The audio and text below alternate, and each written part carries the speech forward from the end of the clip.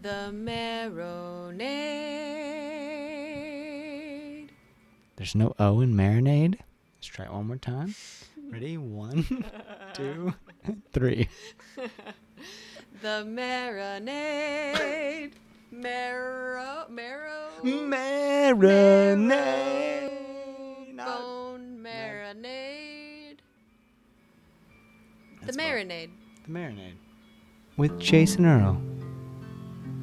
It has come to me that my dignity and my darkest insecurities have met like two birds faced off on some power line, pissed, tired, and unwilling to turn back.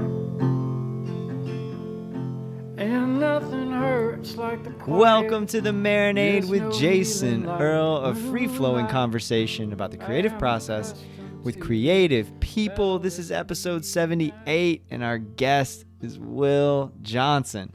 Will is one of my all-time favorite songwriters, y'all. His band Centro-matic changed the way I think about songcraft and music in general. His collaboration with the great Jason Molina from 2009 is a go-to record even to this day. His work with South San Gabriel provided the bridge between Centro-matic and Johnson's excellent solo records, the last two of which, Wire Mountain and the most recent El Capitan, are two of my favorite albums in the last few years. Will is a producer, a collaborator with wonderful bands, a painter of folk art. He is a manic expressive, and this was a bucket list conversation for me, y'all. I am so excited and so honored to present my conversation with Will And the Johnson. battlefield's never ending until the judges call the fight. I am accustomed to this battle every night. I am accustomed to this battle every night.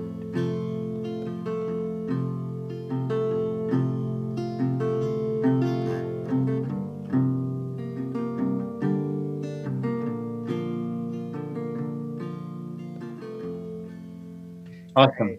We figured Cool. it out. Will, thank you so much, man. I am so excited to talk to you. This is such an honor.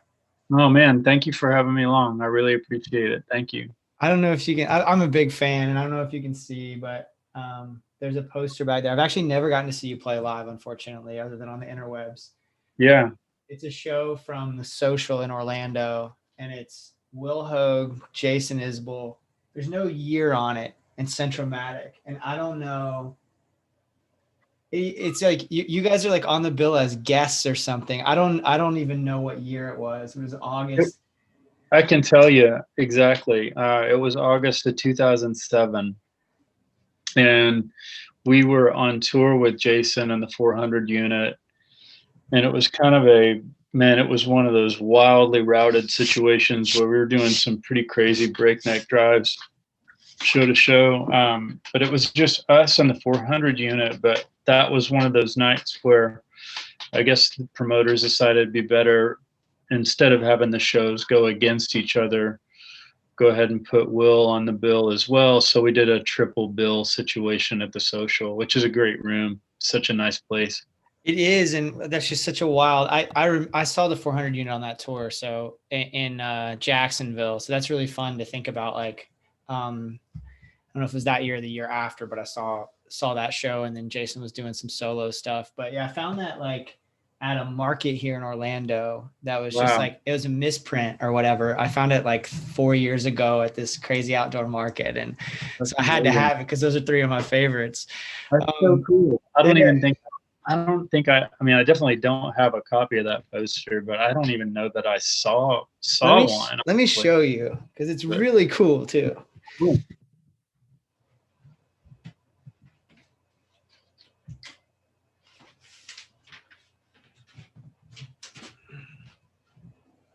Oh man, that's great. That's very cool. Isn't that great? Yeah.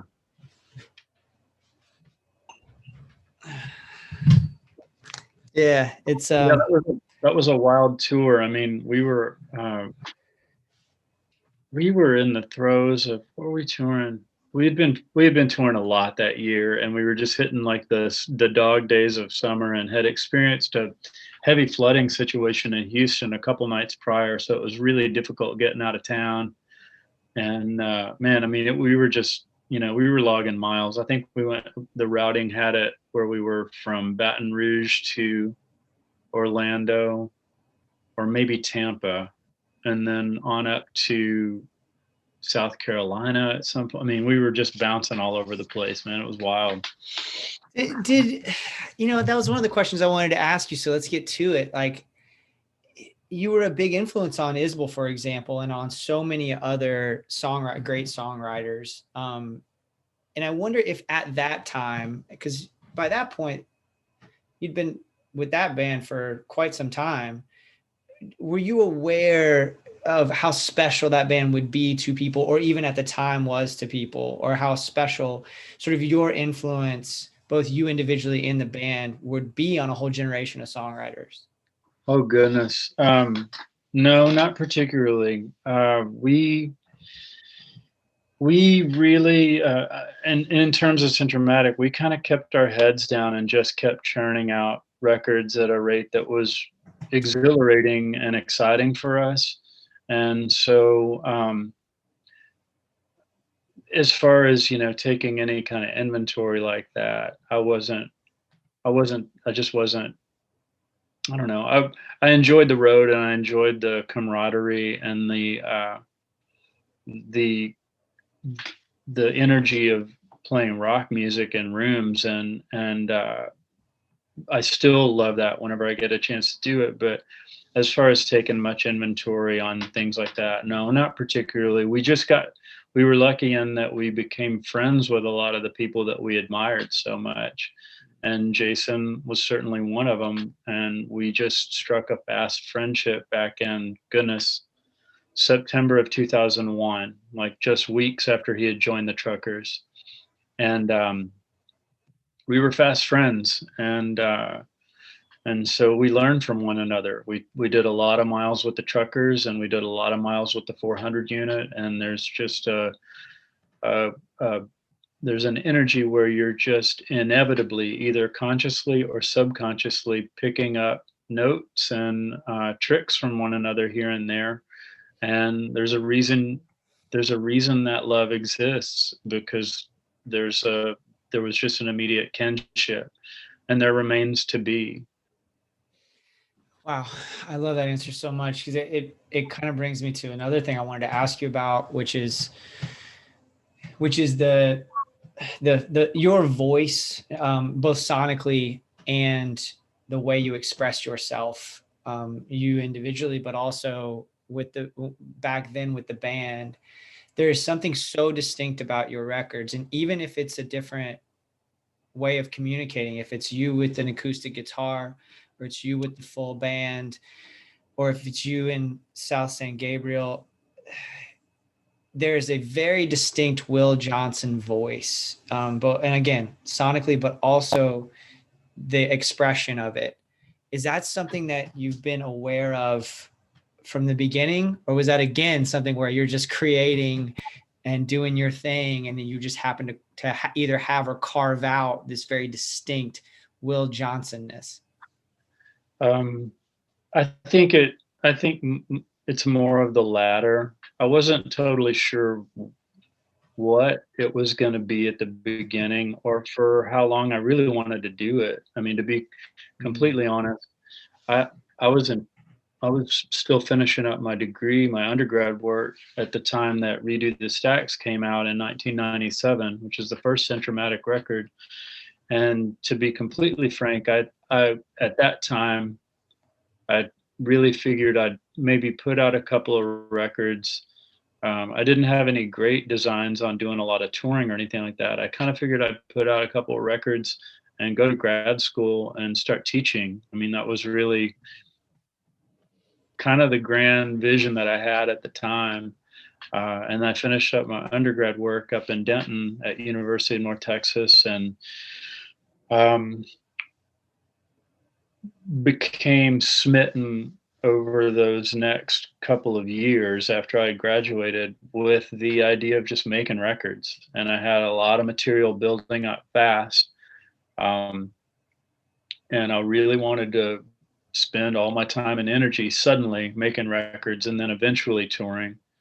A couple of years later after that, South San Gabriel was formed, and that sort of formed a new conduit for everybody in Centro-matic to explore different, different sonic terrain, and it gave us an opportunity to collaborate with other musicians and include other people into the fold. And so as far as having any kind of vision for my voice at the beginning, I didn't particularly. It was really very much learn as you go and figure it out, and don't be afraid to fail, because there's a lot of material. There was a whole lot of material at the time, and some of it took and some of it didn't, and that's all right. I think we quickly came to find that as a band, as the 4-piece version of Centro-matic, we looked after each other carefully, and we cared a lot about each other, and there was an inherent brotherhood that started to take place. And we realized that no one was really expendable at all. We had to have the 4 of us to really make the band fly. And if one person couldn't do it, well, then that was it. The band's over. Because in my opinion, the sum of the parts thing really came into play, and I just didn't. I felt like that was established early on. I mean, by the first or second record we had done together, it was just like, this is it. This is our band. Sorry if you're getting the glare. I'm trying It's okay. Yeah, I'm constantly in that battle. I work from home, so I'm like, and I'm on Zoom all day, so I'm constantly like how to angle the light. I've turned this on and off 3 times, but it's all good as long as it's not bothering you.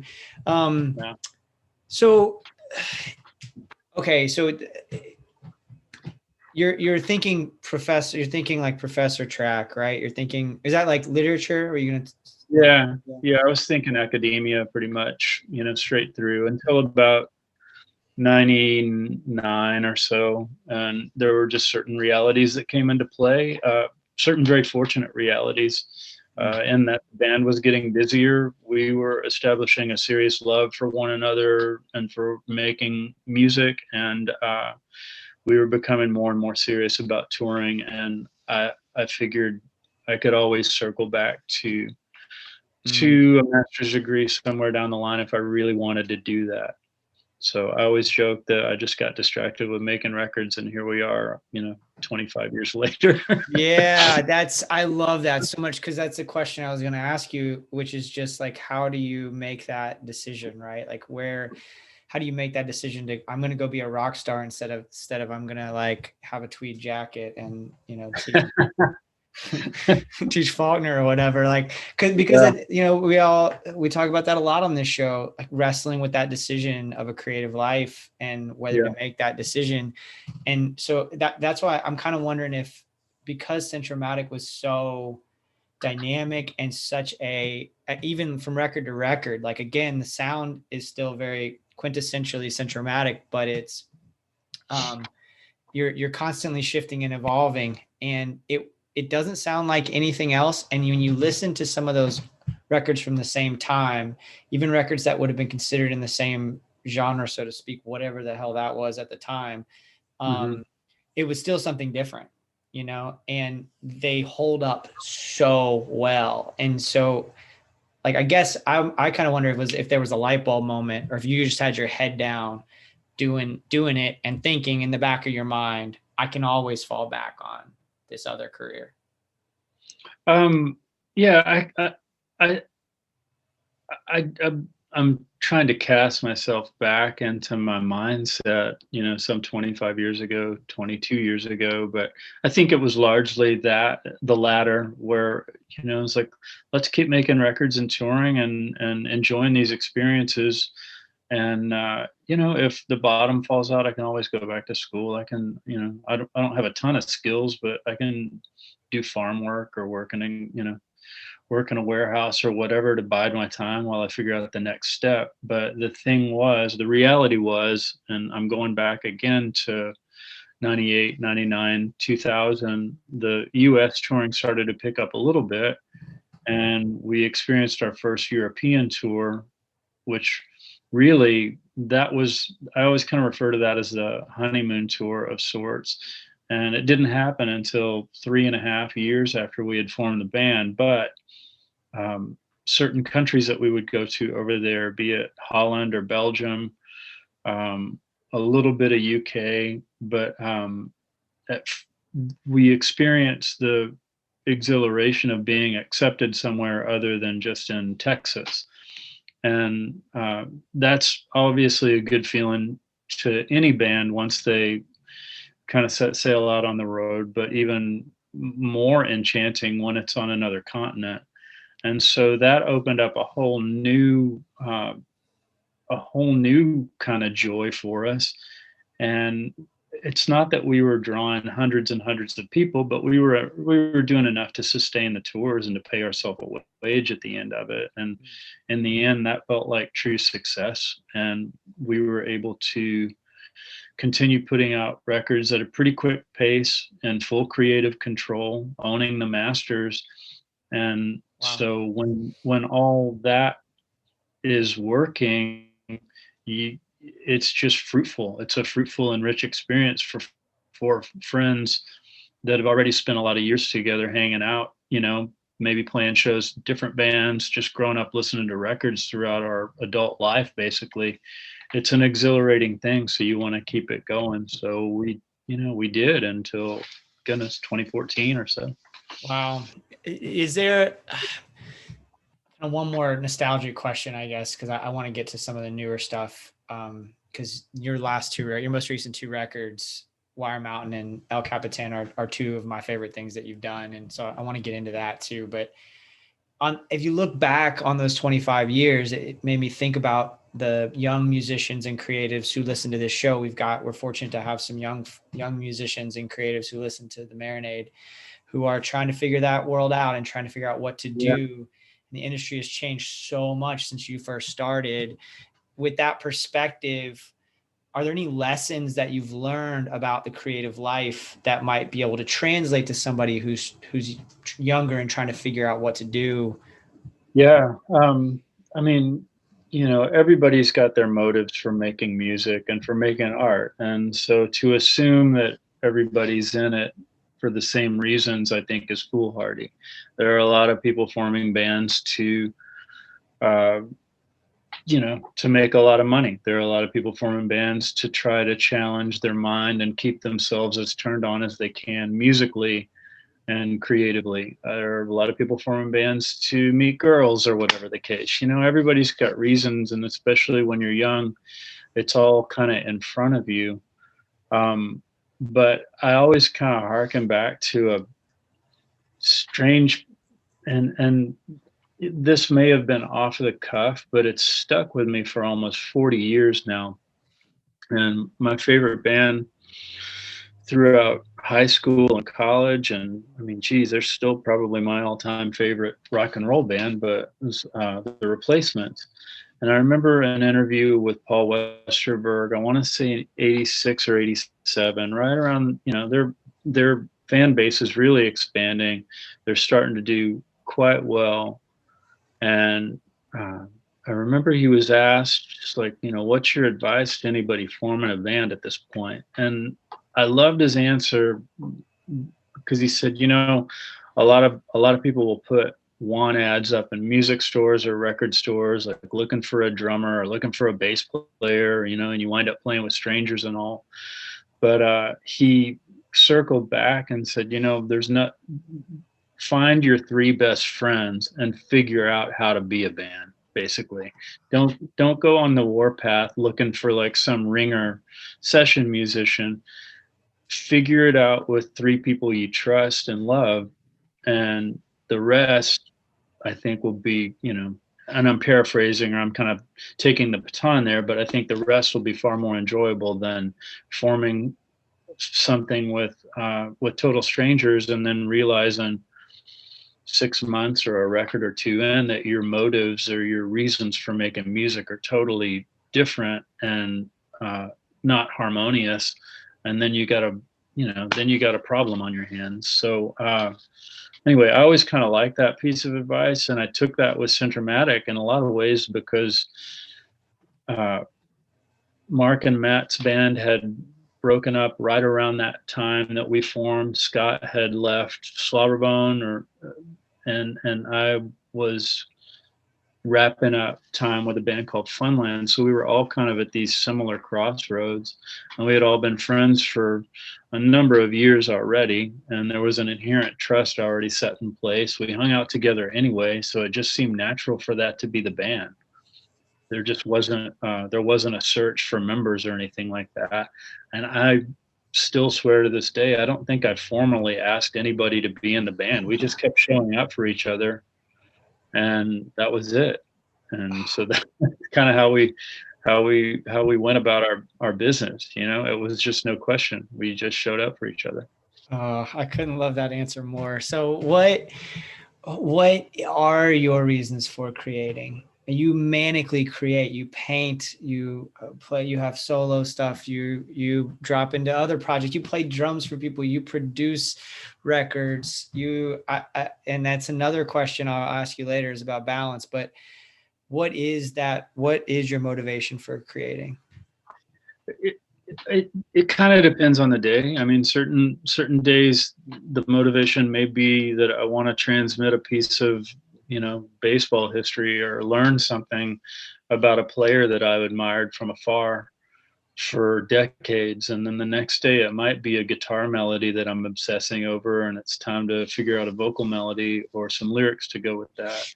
And then another day it might be, a drum part or working out, something. But I think the common denominator to all of it is that I just, I'm an only child from a small town. There wasn't a lot to do there, and so a lot of that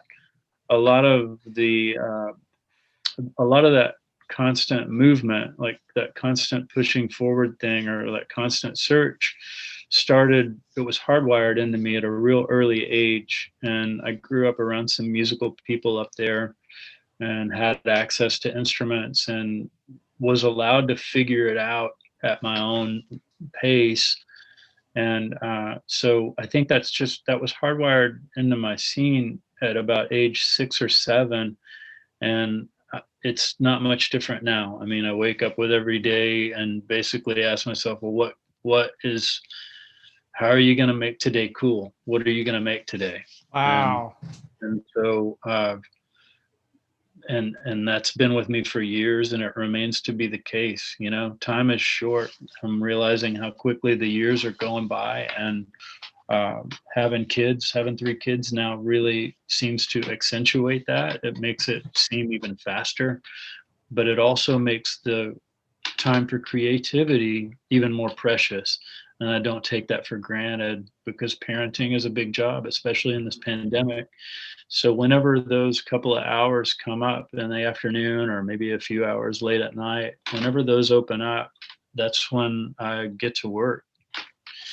I don't binge on TV or anything, man. I just try to make stuff with any extra time that I have. Okay, so that's where the balance thing comes in, is like your family's coming first, is what I'm hearing. Yeah. You're focused on the family. You're doing those things. Sorry, I laughed because I thought of James Dobson's foundation. I didn't mean to make that reference, but you're getting up, you're doing the dad work and the husband work, and then whenever there's a moment, then you're sitting down to do the creating. Wow. Yeah, essentially so. And sometimes that can be, that definitely takes a lot of forecasting on both my wife's and my behalf, as far as when we can have time to work on our projects. And she is doing really amazing bead work through this pandemic and making a lot of commission pieces as well. So it's like, it really is a matter of like, hey, can you hang with the kids for, an hour while I go work? And, she'll get done, and then maybe I'll run out there and work for an hour. And it really is it's a teamwork kind of thing, and it requires a little bit of foresight once the day gets started and once the kids kind of get going with their schooling and all. But I I don't take that for granted. And years ago, I used to do that. I used to just kind of write at will, and I would, fritter away hours watching the History Channel or something like that, and then pick up a guitar and roam to the other room and mess around for a little while. And it's not that freewheeling anymore. But with that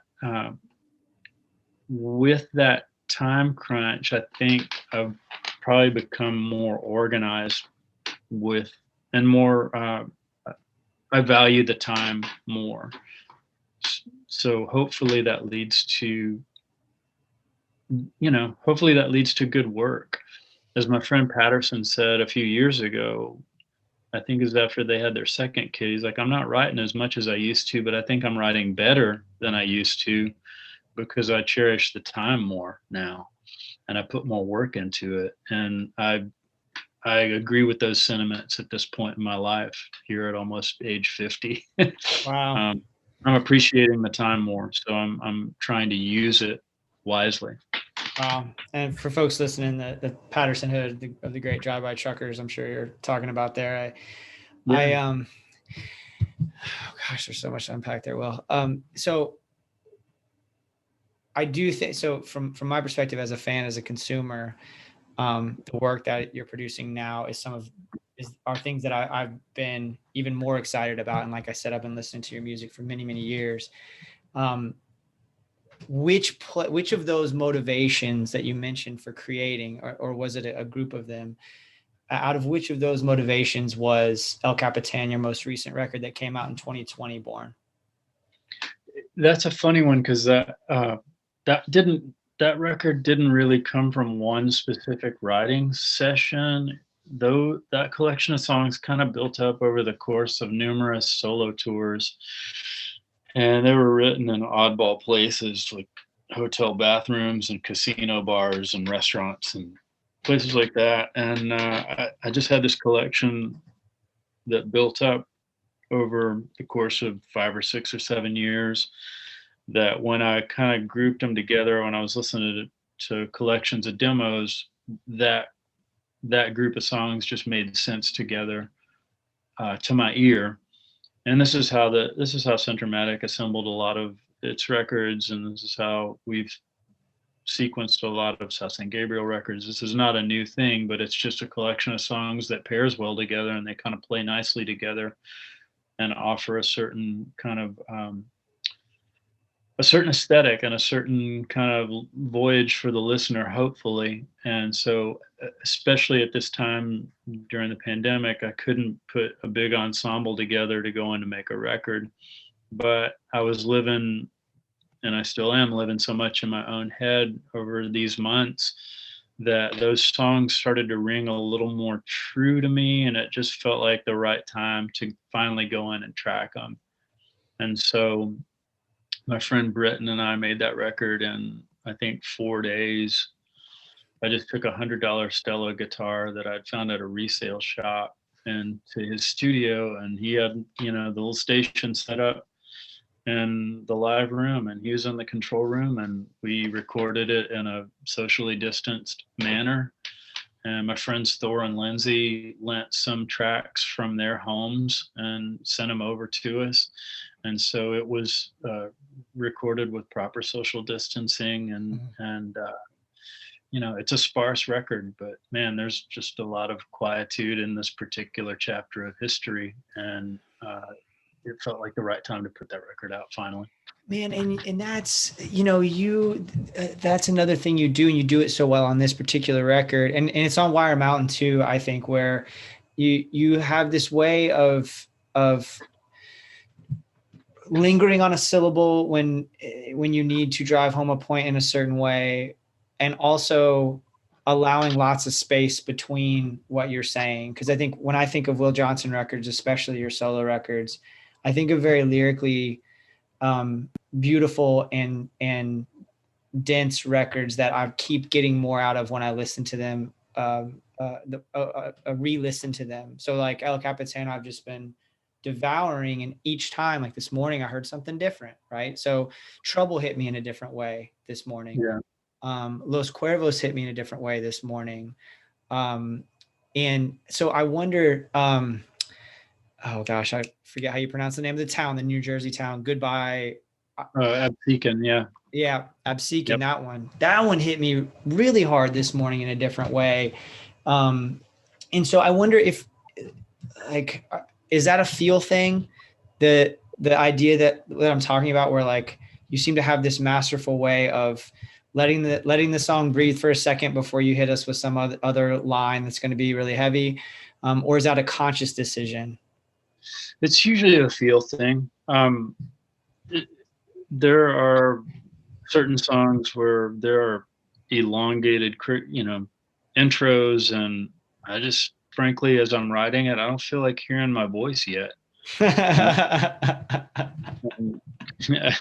To be completely frank, there are certain times where, I'm okay with not hearing my voice for a little while, and that's all right. But I think that's where space is key, and we're living in a pretty loud world these days, and I know we're living in our own heads a lot, but that doesn't mean that the world outside is any less crazy or bombastic. And so sometimes I find some solace in that space and try to stretch out those moments and make them useful, make them purposeful. And so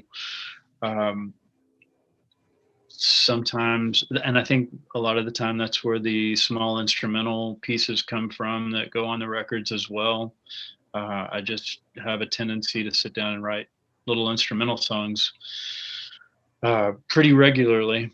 And so I try to find ways to feather those into the records as well, because sometimes it's okay to just have some music and not have someone beating you over the head with a lyric or a passage.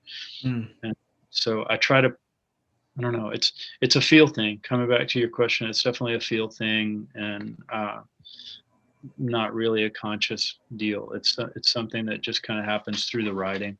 Wow. Can we switch gears and talk painting and baseball? What is it? So for folks who aren't familiar, you're a painter. One of your big inspirations and one of the main things you paint about is baseball. You paint classic stadiums, you paint players. I love that work. I'm a huge baseball fan, grew up obsessed with baseball. What is it about the game that inspires you creatively? Goodness, there's just so many beautiful and fascinating and oddball stories within the game. And I've always, like the early paintings, I really wanted to center around some of those, and maybe celebrate some of the lesser known, kind of under the radar heroes of the game. And there's an evolution to baseball that I think in some ways has kind of reflected the evolution of our country. And so that's where I go for the historical angle with it. And really with each piece, I try to, there are certain commission pieces that I get, and it may be the third or fourth time I've painted a player. So it may not be as much the case with, say, a Babe Ruth, or, even a Hank Aaron at this point. I've painted him a bunch, but a lot of the time I'm trying to hopefully transmit something to the viewer, and maybe transmit some new information, but also learn something myself from each piece. So that's really the motive with the whole thing. And that started maybe 13 years ago, just as a way to kind of fill the space on the walls of my empty, kind of dank apartment. And then that led to some commissions and a few shows, and it just kept going. And so that's how I'm spending most of my time these days, since there's no touring. I'm just painting full time. Wow. I love it. I like to ask this question, and I kind of wish I would have asked you this ahead of time so you could have thought about it, but you may have an answer. Especially as you paint players and learn about them, who are the most creative baseball players of all time? Oh man, the most creative. That's a good question. It's a really good question.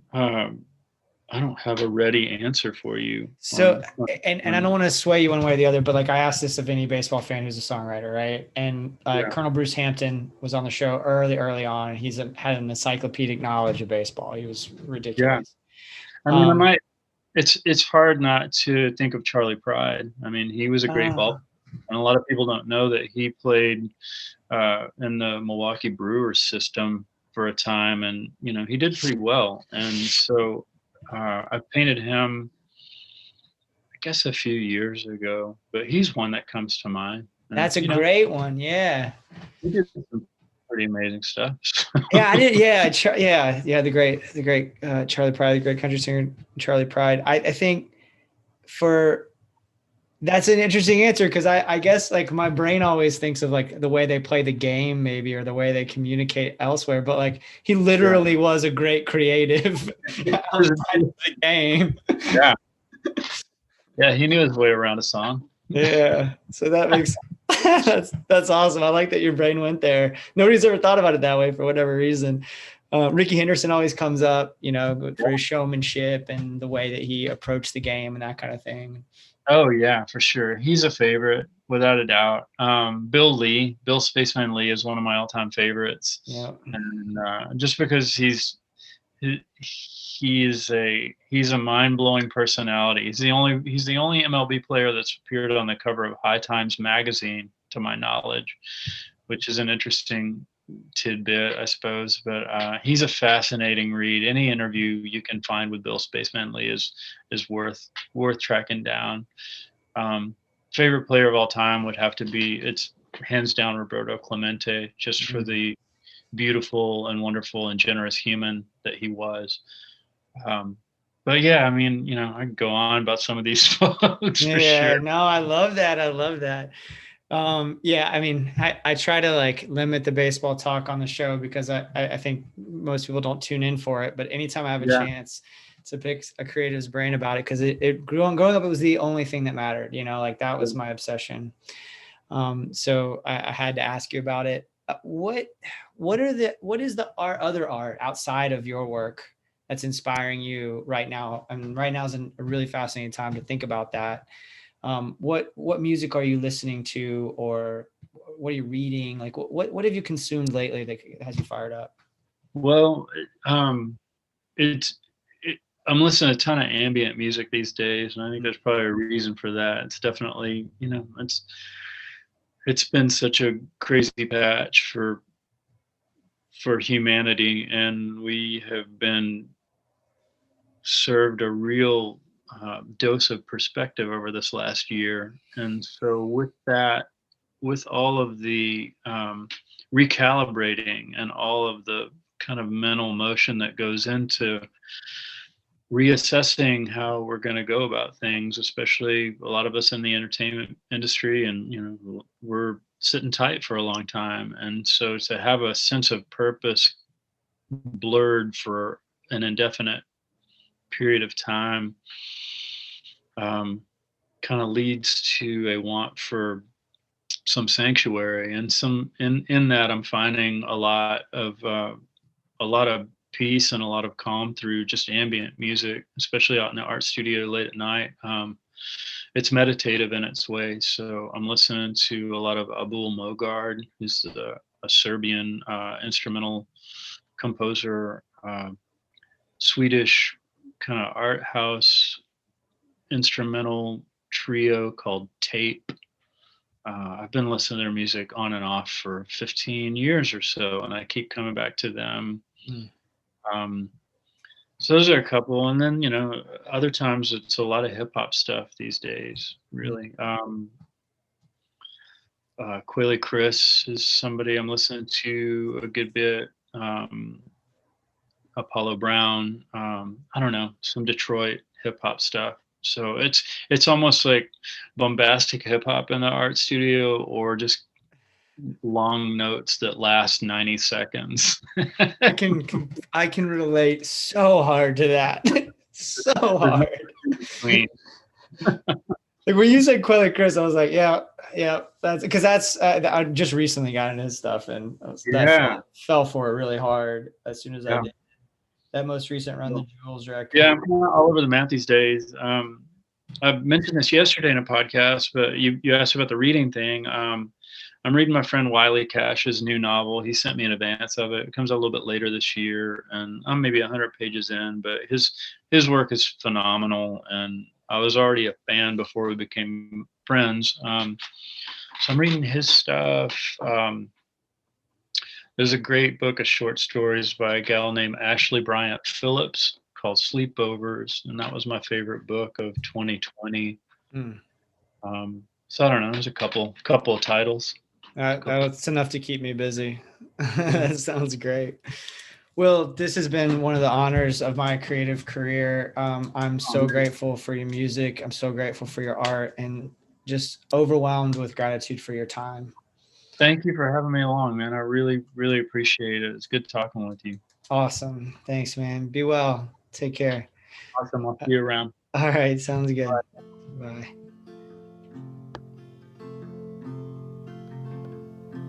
And long ago, my mother taught me about the crucial act of simply showing up. And though I'll fail, I'll try my best to replicate her unrelenting love.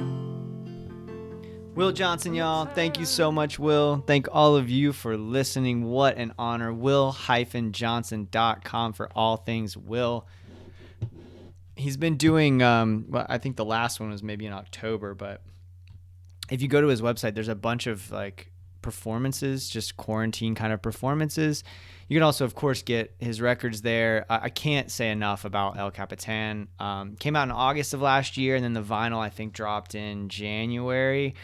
I have a copy. I love it. I play it all the time. I have a copy of Wire Mountain as well, the other record that I mentioned at the top of the show and that I talked about with Will during this conversation. Can't say enough about his solo stuff.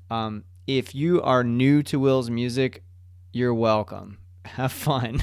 It's quite the ride, and in all the best ways. Y'all, thank you so much for listening. Thank you for being here. Thank you for supporting the show. Subscribe on your podcast app if you haven't already. That makes a big difference for us, and that way you also don't miss anything. Give us a rating. It takes you a few minutes. Rate us on your podcast app. Rate us on wherever you listen to us. And if there's a place that you prefer to consume podcasts that you don't see the Marinade, let me know. I think we're on all the major ones now, but just in case there's something I'm not familiar with and you prefer that platform, just tell me and I'll do it. I mean, I can't imagine that we've missed anything yet, or at this point. We're on Pandora, we're on Spotify, we're on Amazon Music, we're everywhere. But if there's anything that, Pod Eraser or something, I'm just making that up, that you need us to be on, to let me know and I'll do it, okay? Follow us on social media. Twitter and Instagram are the only two channels where you can do that. We're pretty active on Twitter, Instagram. If you interact with us and you need me, or you send me a message and I don't respond immediately, give me a break, please. But I'll get back to you as soon as I can. Marinadepodcast.com is probably the best way to get a hold of us if you have any questions, concerns, thoughts, ideas. We love interacting with fans of the show and friends of the show. So, all of those ways are good and easy ways to get a hold of us. If you really like what we're doing, please consider joining our Patreon community. Y'all, it's so much fun. I get that money's tight for a lot of folks. So if it is, please don't even consider this. But if you're in a position where you can chip in $5-10 a month, it makes such a difference for us. It makes this a viable thing to going forward. And also you get some cool perks. We used to do our What I'm Getting Down On segment at this part of the show, but I've moved that over to Patreon and kind of expanded it into our Jason's Journey podcast, which is every episode I'm releasing a Jason's Journey, which is about my creative life. And a lot of times I talk about either things that are going on in my life or, creative challenges or successes I've had, and also some behind the scenes of the episodes. We also have our Patreon happy hours every once in a while We're going to try to do those every few months where we all get together and we just talk about whatever. We talk about the show, we talk about art, we talk about life. Oftentimes, since we're in different parts of the country, we talk about the weather, and it's just kind of a nice escape. Everybody involved in the Patreon community is they're just good folks. Like, this show has brought together some amazing people, and I'm so grateful to have met all these folks and gotten to know them virtually. And one of these days, hopefully, when it's safe, we can meet face to face. Speaking of which, that's what the Patreon's for as well, is I every month put away a little bit of money and in hopes that one of these days when things open up, I can come to a festival near you and we can meet and I can interview your favorite artists and you can ask me questions and we can hug, hopefully. I'd love to hug anybody who wants to hug once it's safe to again. That would be wonderful. I miss hugs. I miss live music. And I'm thankful that we've had this creative outlet through all of it. It's crazy that it's been a year since the last time I really saw a live show and really got a chance to interview somebody face to face. It was Ben Nichols about a year ago and Jay Jackson were the last time. I guess Matt Woods, actually, now that I say that, those three right in a row were the last interviews that I had. Eden Archer, man, that seems like forever ago. Everybody, wear your mask. If you're in a position to get vaccinated, get vaccinated. I love y'all. Head on over to patreon.com/Marinade Podcast if you want to interact that way. Head to marinadepodcast.com for all things Marinade. Will-Johnson.com for all things Will Johnson. Y'all, this was such an honor. Thank you so much for listening. Until next time, go out and create something. Cheers, y'all.